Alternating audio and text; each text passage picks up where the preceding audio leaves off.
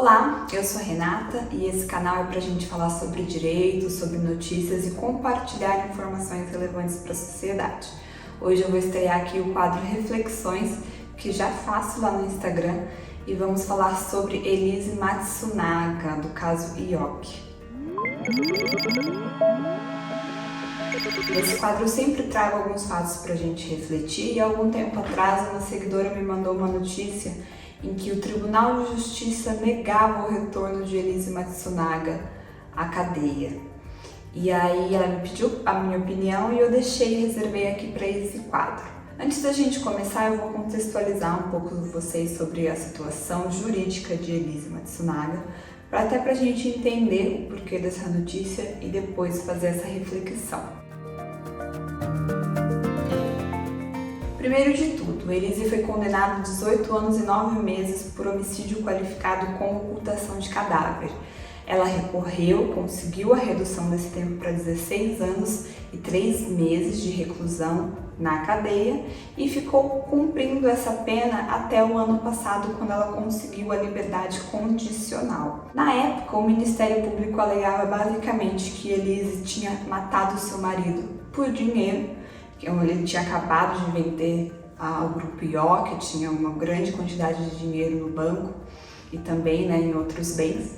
E aí ela teria dado um tiro e esquartejado seu marido com um motivo torpe, meio que impossibilitava a defesa da vítima e também meio cruel. E por outro lado, Elise alegava que ela vivia num relacionamento abusivo, que Ioki atraía, que batia, ofendia e também ameaçava de ficar sem a sua filha. Por essa razão, aquele dia ela reagiu de forma totalmente passional e assassinou o seu marido. Com medo, ela teria ali tentado esconder. Na minha opinião jurídica, lá no Instagram eu falei isso e aqui eu reforço, não acredito que tenha sido um crime premeditado.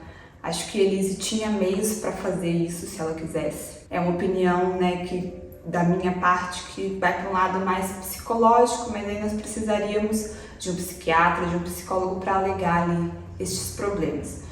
Juridicamente, falando pelos fatos, pela ordem como tudo aconteceu, não acredito que Elise tenha agido premeditadamente. Ele estava cumprindo a sua pena conforme foi estabelecido na sua condenação. E aí ela saiu em liberdade condicional em setembro do ano passado, e um dos requisitos para que você possa sair nesse tipo de liberdade é que você tenha meios para se sustentar. Então, Elise foi trabalhar como motorista de aplicativo e é a atividade que ela vem exercendo. Acontece que aí nesse decorrer do tempo, Elise foi pega com alguns documentos e constataram que talvez não fossem verdadeiros, que ela tivesse falsificado. E um novo inquérito foi aberto para a apuração desse crime. No inquérito policial, um dos membros que participam é o Ministério Público e o Ministério Público fez esse pedido para que Elise retornasse à cadeia, considerando a investigação que estava sendo realizada. E por essa razão, saiu a decisão que repercutiu na mídia de que o Tribunal de Justiça de São Paulo teria negado esse retorno de Elise à cadeia.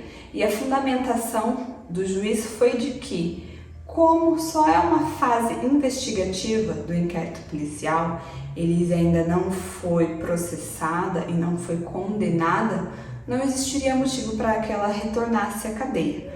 O que não proíbe de que, se essa situação mudar, Elise seja obrigada a retornar à prisão.